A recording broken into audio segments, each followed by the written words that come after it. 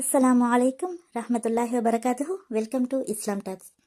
இந்த வீடியோவில் எந்த ஒரு சூழ்நிலையிலும் இந்த ஒரு வார்த்தையை மட்டும் நீங்கள் சொல்லிவிடாதீங்க. சொல்லிட்டீங்கன்னா அல்லாஹ் உங்களுக்கு கொடுத்த நல்லதை எடுத்து விடுவான். ஒவ்வொரு நாளும் ஒவ்வொரு மனிதரும் ஒரு விஷயத்தில் சோதிக்கப்பட்டு கொண்டு தான் இருக்கிறோம். சிலருக்கு துன்பத்தை கொடுத்து அல்லாஹ் சோதிப்பான், சிலருக்கு நல்லதை கொடுத்து விட்டு அல்லாஹ் சோதிப்பான். அப்படி நல்லதை கொடுத்து விட்டு சோதித்த 3 நபரை பற்றி பார்க்கலாம். இதில் நிச்சயமாக நமக்கு ஒரு பெரிய படிப்பினை இருக்கு. இந்த ஒரு தவறை நாம் செய்யவே கூடாது. இந்த ஹதீஸ் சஹீஹுல் புகாரில பதிவாக இருக்கு.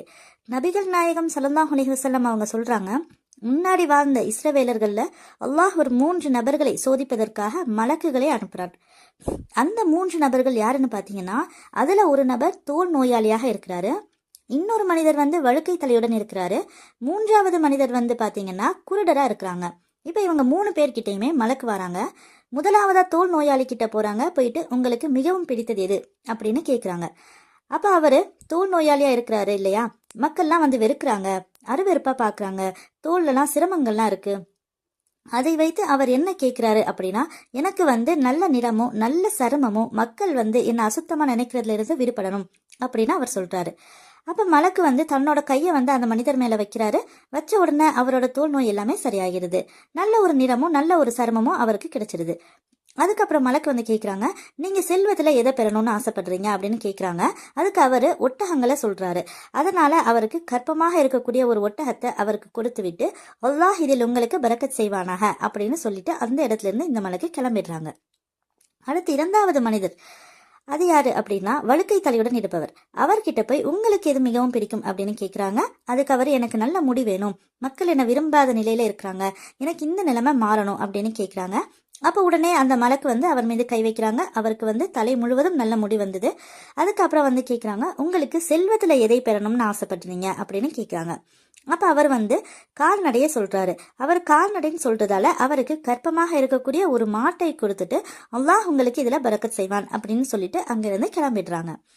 அடுத்து 3வது மனிதர்கிட்ட போறாங்க. அது யாருன்னா குருடரா இருக்கக்கூடியவர். அவங்க கிட்ட போயிட்டு உங்களுக்கு எது மிகவும் பிடிக்கும் அப்படின்னு கேட்குறாங்க. அதுக்கு அவர், எனக்கு பார்வை வரணும், நான் மக்களை பார்க்கணும் அப்படின்னு சொல்றாரு. உடனே அந்த மலக்கு அவர் மீது கை வைக்கிறாங்க. அவருக்கு பார்வை திரும்ப கிடைச்சிருது.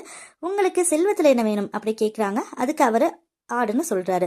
அவர் ஆடு சொன்னதால கற்பமாக இருக்கக்கூடிய ஆட்டை கொடுத்துட்டு, அல்லாஹ் இதில் உங்களுக்கு பரக்கத் செய்வான் என கூறிவிட்டு அந்த மலக்கு அங்கிருந்து கிளம்பி போயிட்டுறாங்க.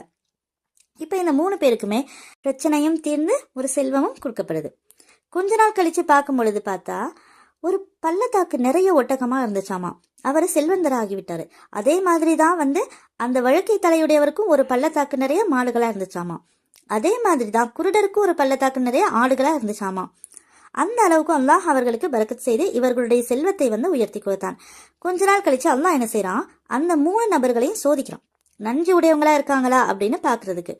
உடனே அல்லாஹ் அந்த மலக்கை வேறு வேடத்தில் அந்த 3 நபர்கள் கிட்டே அனுப்புறான். அப்ப முதல் நபர்கிட்ட போறாங்க. அதாவது தோல் நோயாளியாக இருந்தாங்க இல்லையா, அவர்கிட்ட போய் அந்த மலக்கு, நான் ஏழை, நான் பிரயாணம் செஞ்சு வந்துட்டு இருந்தேன், இப்போ என்கிட்ட கையில காசு இல்லை, எனக்கு நீங்க இதுல உதவி செய்யுங்க அப்படின்னு கேட்குறாங்க. அல்லாஹ்வை உங்களை விட்டா எனக்கு உதவி செய்யறதுக்கு யாரும் இல்லை அப்படி சொல்றாங்க. உடனே அந்த தோல் நோயாளி இந்த மலக்கு கிட்ட உதவி செய்ய மறுக்கிறாரு. அப்ப மலக்கு சொல்றாங்க, எனக்கு உங்களுக்கு தெரியும் போல இருக்கு, நீங்க தான் தோல் நோயாளியாக இருந்தீங்கல்ல, வறுமையில இருந்தீங்க, இறைவன் தானே உங்களுக்கு இதெல்லாம் கொடுத்தான் அப்படின்னு சொல்லிட்டு கேட்குறாங்க. அதை மறுத்து அவர் என்ன சொல்றாருன்னா, நல்ல கவனிங்க, இது எனக்கு தலைமுறையா வந்த செல்வம் தான் இது அப்படின்னு சொல்றாரு. அதாவது அல்லாஹ் எனக்கு தரையில, நான் அந்த நிலைமையிலலாம் இல்லை அப்படின்னு சொல்லிட்டு அல்லாஹ் கொடுத்ததை மறுத்துட்டு, நான் தலைமுறையா எனக்கு இந்த செல்வம் வந்தது அப்படின்னு சொல்றாங்க. சொல்லவுமே இந்த மலக்கு சொல்றாங்க, நீ ஒரு பொய்யன், நீ எப்படி இருந்தியோ அப்படியே இறைவன் உன்னை ஆக்குவான் அப்படின்னு சொல்லிட்டு அங்கிருந்து அந்த மலக்கு கிளம்பிட்டாங்க. அடுத்து 2வது மனிதரான வழுக்கை தலையுடையவர்கிட்ட போறாங்க. அவரும் உதவி செய்ய மறுத்துவிட்டு, எனக்கு இந்த தலைமுறையா வந்த சொத்து அப்படின்னு சொல்றாரு. அதற்கு அந்த மலக்கு, இவர்கிட்டயும் நீ ஒரு பொய்யன், நீ இப்படி இருந்தியோ அப்படியே இறைவன் உன்னை ஆக்குவான் அப்படின்னு சொல்லிட்டு 3வது நபரான குருடர்கிட்ட போறாங்க. அவர்கிட்ட போய் இந்த மலக்கு, நான் ஏழை, நான் பிரயாணம் செய்யறேன், என்கிட்ட காசு இல்லை, எனக்கு இப்போ நீங்கள் உதவி செய்யணும் அப்படின்னு கேட்குறாங்க. அப்போ அவர் சொல்கிறாரு, நான் குருடராக இருந்தேன், எனக்கு அல்லாஹ் தான் கண் பார்வை அளித்தான், அல்லாஹ் தான் இந்த செல்வத்தை எல்லாம் எனக்கு கொடுத்தான், உங்களுக்கு எதெல்லாம் விருப்பம் இருக்கோ அதெல்லாம் நீங்கள் எடுத்துக்கொள்ளுங்க அப்படின்னு சொல்கிறாங்க. அதே மாதிரி நீங்கள் எடுக்கிற எதையுமே நான் உங்ககிட்ட திருப்பி கேட்க மாட்டேன் அல்லாஹுக்காக அப்படின்னு சொல்கிறாங்க. அப்படி சொன்னதுமே அந்த மலக்கு சொல்றாங்க, உங்ககிட்ட இருக்கிற எல்லாத்தையும் நீங்களே வச்சுக்கோங்க, நீங்க சோதிக்கப்பட்டு இருக்கிறீங்க, அல்லாஹ் உங்களை விரும்புகிறான் அப்படின்னு சொல்லிட்டு மற்ற 2 பேரோட விஷயத்திலையும் அல்லாஹ் அதிருப்தி அடைந்து விட்டான் அப்படின்னு சொல்லிவிட்டு அங்க இருந்து கிளம்பிடுறாங்க. அல்லாஹ் நமக்கு எல்லா நல்லதையும் கொடுத்து நம்மளை சோதிப்பான்.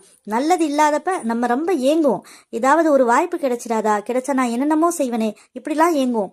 அந்த வாய்ப்பு கிடைச்சி கொஞ்ச நாள் ஆக ஆக என்ன ஆகும்னா, இது நம்மளோடது, நமக்குள்ளது, நம்மளால நடந்தது அப்படின்னு எண்ணம் நமக்குள்ள வந்துடும். இது அல்லாஹ் கொடுத்தது இல்ல, என்னாலதான் இது எல்லாமே நடந்துச்சு, எனக்கு இது ஏற்கனவே இருந்துச்சு, இந்த மாதிரிலாம் பேசினா அல்லாஹ் நமக்கு தந்திருக்கக்கூடிய எல்லா அருளையும் எடுத்து விடுவான். அந்த முதல் 2 நபர்களையும் அல்லாஹ்வை மறந்து பேசினதால அல்லாஹ் கொடுத்த எல்லாமே போயிடுச்சு. அந்த 3வது நபருக்கு அல்லாஹ் இன்னும் பரக்கத் அளித்தான். அல்லாஹ் நல்லதை கொடுத்தும் சோதிப்பான், அதுல கவனமாக இருங்க.